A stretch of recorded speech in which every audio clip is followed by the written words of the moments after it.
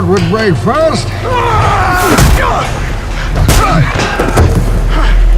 Your spirit?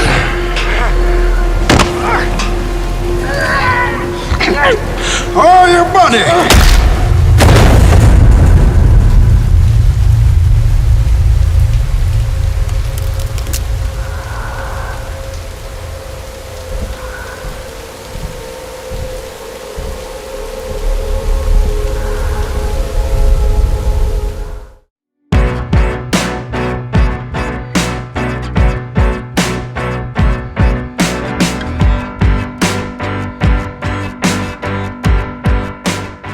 Hey, welcome back everybody. This is going to be a surprise Hot Toys review today. So I know I was saying that I picked up a few Hot Toys figures, over the last couple months, but I didn't bother doing reviews on them. You know, Pennywise was one of them. The new classic Spider-Man suit I grabbed too. Didn't bother doing a review. Just lazy, and there's enough reviews out there. It's almost moot, doing some of them.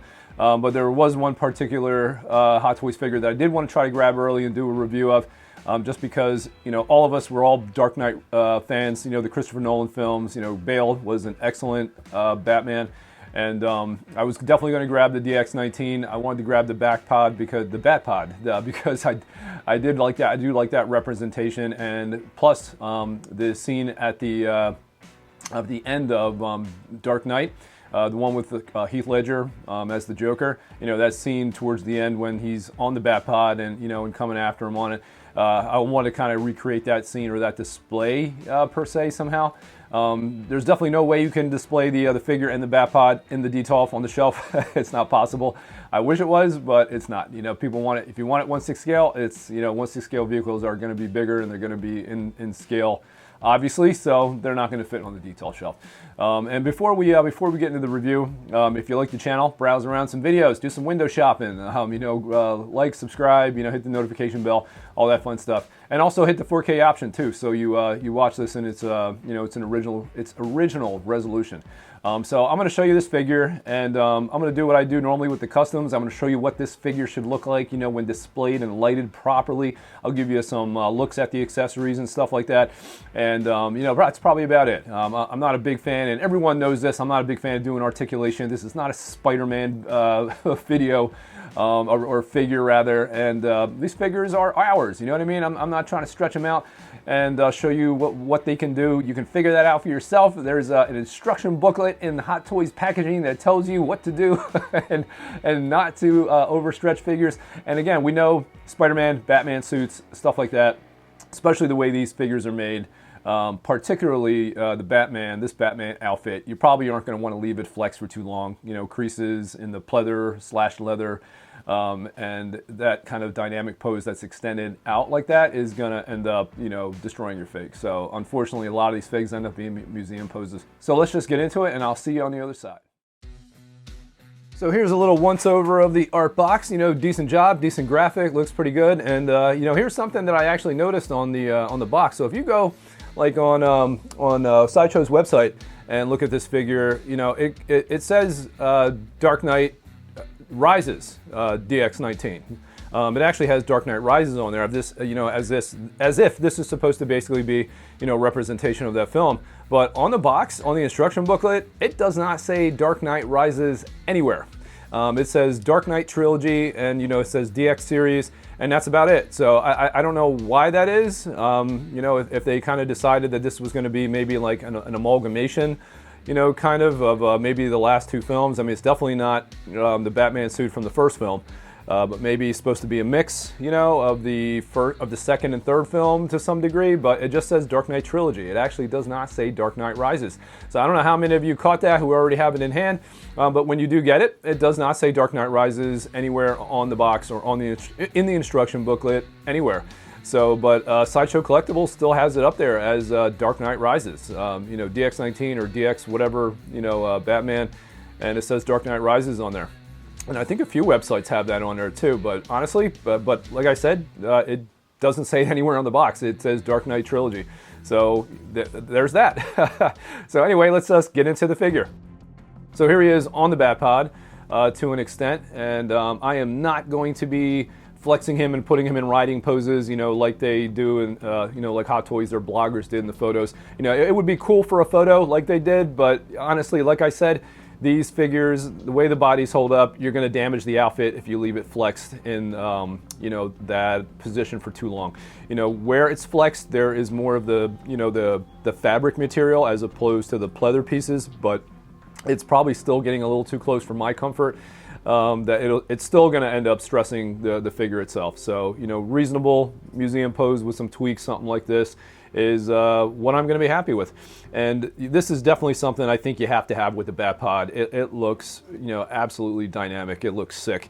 And, the light up features, I wish there were some more light up components to the bike itself. You just get the two light up, the guns in the front. There's two bulbs there that light up, and that's really about it. I wish there was a little bit more, but that they tried to probably make it accurate to the film, so they didn't really need all that much. Or there probably wasn't that many light up parts to it. The bike was not something I paid attention much to as far as lighting, when I was watching the film. But it's awesome. I mean, these two definitely fit very, very well together. And we'll show you some shots of, just the figure, not on the bike, so you guys can see it stature from the bottom up. And as you can see from this piece, it's dynamic. It really is. And a lot of the folks that are already modding the figure, like I said, honestly, I do not think it needs it. It really does not. Like there's a few people that are modding the figure to make it look more bulky, widening the shoulders, modding the shoulder pads, and honestly, it does not really need it. So first thing, Christian Bale was a lean guy. He was not a big dude. Ben Affleck in his version of Batman and Batman vs Superman, big guy. He was, the padding in that suit made him look really, really jacked. When Hot Toys put out that figure, definitely undersized. There's a good reason to modify that figure. Definitely a good reason to beef it up, make it look more like the film. It's really not needed. As you can see from these shots, this is what he looks like. Again, thin guy, depending on the side. He may look a little bigger, but then when you look at the figure itself, it's already good. It's pretty spot on for the most part. Do you want something to be a little bit bulkier? Sure. Does he have more shelf presence? Absolutely. But like I always say, those that know me, when I do my reviews, when it comes to customs or whatnot, I want screen reference. I want things to look how it does on the film. I don't want it to be a concept. You know what I mean? It's like, ooh, what if I had a more jacked Christian Bale in a Dark Knight outfit or Dark Knight costume or the suit? No, thank you. I would rather have it as screen accurate as possible. At some point I'll probably get a custom cape for this, but it's good for now. It looks good the way it is. They definitely upgraded from the previous versions. And it's generally new sculpting on certain aspects of the outfit, and I think the cowl as well. The face plates, I'm not sure if they redid those, but they look good. I mean, overall, it is definitely an upgrade from the DX12. Absolutely, without a doubt. And just look at this thing, guys. I mean, if you display this thing right, and it's not sitting in the corner of your room on a desk with no light over it, set this thing up to display. Like that's why I like doing my reviews like this and showing you guys what it looks like under proper lighting. Because if you set this up at home and you have a little corner, or a shelf or something that you want to put this figure up on, and then you MacGyver some lights, DIY it yourself, you can make this thing look absolutely amazing, just like how I have it lit up in this picture, or in that picture, but in these videos and in the pictures that I post. It's absolutely fantastic. These figures can look impressive if you light them right and you display them right. And he, like I said, he looks fine. He is bulky enough. The figure is fine. It does not need to be modded. The only thing I did, because everyone always complains of the giraffe neck, I took out the peg, I dremeled the bottom of it down, and I deepened the hole a little bit on the inside as well. And now, guess what? Now you can have the figure stare straight ahead. You don't have to always bend the head down. You can actually, to hide the giraffe neck. A lot of people had to bend the neck down to hide the giraffe neck, and you do not have to do that if you just dremel the actual peg down a little bit more. It doesn't affect putting on the clean sculpt or anything like that. So it's no problem. If you don't know what you're doing, have someone who knows how to do it for you. But it's the easiest mod you can make, and it even makes the figure look a little bit more broader in the shoulders as well. So again, just those little tweaks that you need. The outfit, the body, it's already tailored to his physique. Hot Toys already did a great job. He's not supposed to be Ben Affleck sized Batman. You know what I mean? So some of the guys that are out there modding these figures already, in my opinion, is completely unnecessary. All I did was, again, dremelled the neck peg down, and now it sits lower. And then what I did was push the arms up into the joint more, and then pushed up the padding a little bit on the chest and on the shoulders, and boom, this is what the result you get. Like, he doesn't look like a skinny, I don't know, scarecrow, I guess. But the guy was a lean guy. He's not supposed to look all beefed up. Again, I can't hammer that across enough. So let me show you the accessories that you get. And here you go. You get obviously the this grapple gun per se, and you do get the pulse gun, which is on the bike, which I'll show you that again in a second. You get some alternate hands. Obviously, you get some alternate face plates, and you get some of these as well. And we all know that DX releases from Hot Toys are becoming slimmer and slimmer. DX releases, you used to get 2 different heads, or or not even just 2 different heads, sometimes 2 different figures, more accessories. Hence the new DX Bestman Luke. We got 2 figures with the DX7, and a diorama, in the weather vane. And with this, you're not really getting that much. But it's priced generally, I don't know, reasonably based on inflation, I guess. $290 is what Sideshow is charging. Hong Kong's going to be a little bit cheaper, obviously, because you're not getting that middleman fee, but you're still going to pay shipping and all that stuff. So, eventually, either way, you're putting the money out just about. But still, it's impressive. It's an impressive set still. You don't get that much, but if you buy the Batpod, with it. Would this have been a proper DX series if it actually came with the figure and the Batpod? That would have been a DX series. Maybe price point around, if you really wanted to hook the customer up, somewhere around like $450 maybe, or I guess $500. $450 would be a steal, but $500 is $500 to $550. Is probably what they would charge, because the Batpod itself is about $300, $285 or $300 somewhere like that with shipping. And then the Batman figure itself is $290, so you're looking about $600, just about. Again, if they wanted to hook the customer up a little bit, do a DX set, $550, something like that with the Batpod. If you had to charge $600, whatever.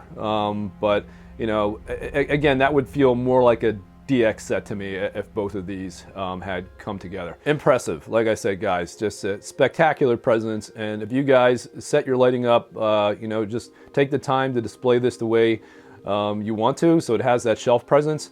It's absolutely amazing. And again, I can't stress enough, look at the body, look at the shape of this guy. You really do not have to do much to it at all. Like I said, again, all I did was dremel the neck peg shorter, shove the shoulders upwards a little bit into the joint a little bit more, into the shoulder joint, and pushed up the chest pads a little bit more, and pushed up the shoulder pad a little bit more, the shoulder pads. That's really it.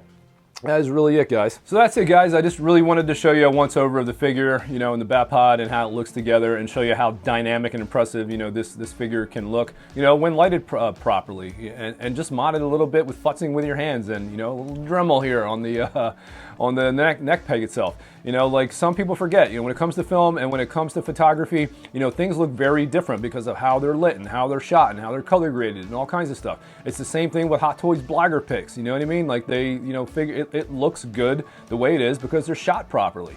So when, guys are coming out of the woodwork to tell you like, hey, like, well, hey, look what I did. I can mod this, I can mod that for you. When really, there's probably no need. Just some simple shifting of the pads itself or on a figure, depending on what it is, and a slight mod to the neck peg, like I said before, that's it. That's really all you got to do. And it doesn't require sending your figure out to someone and spending $400 or $500 or whatever it is to mod or add, resculpt, or heat up and reshape or whatever people are doing. Because again, do you want screen reference, or do you want something that's more of a concept piece? You know what I mean? And there's all kinds of DIY videos out there, guys, when it comes to photography and film and how to display light yourself, light figures and whatnot. You know, don't take your figures and display them in the dark. You know what I mean? Because every time you come down, like, that's the representation you see in your mind. And it's like, oh, my figure doesn't look as good. And then sometimes people sell their figures because of that. Like, they'll lose their love for their figure because they don't have it displayed properly. And then all of a sudden, like I bought something, case in point, I bought something from someone over the last few months, and they had it displayed, you know, general, probably average way, you know, sitting somewhere in the corner of their house, not really lit up, and they ended up selling it. You know, they felt they could part with it, and then as soon as they saw my pictures of it lit up really, really well, they were like, oh my God, like, how come it never looked that good in my house? and again, it's just how you display your stuff. Like, if you have a proper man cave and you have these pieces, you know, and they're art pieces to an extent, you know what I mean? They're not custom, at least not when it comes to, you know, the Hot Toy stuff, but, you know, display them with pride, you know what I mean? Light them up, you know, figure it out, look at some DIY videos, there's tons of them out there, and figure out your own little setup of how you want it in your room, in your man cave, in your basement, whatever it is, and enjoy it. You'll get more, you'll enjoy your passion more, you know what I mean? Or this passion more, and you'll get more out of your figures. You know, you'll definitely be more attached to them. So that's really it, and I don't think I have any else thing to say about this figure release. And other than that, I will see you at the next video. Some more customs, maybe another mainstream release at some point in the future. Not sure what that'll probably be, but, you know, I'll surprise you. And that is it, guys. See you at the next one.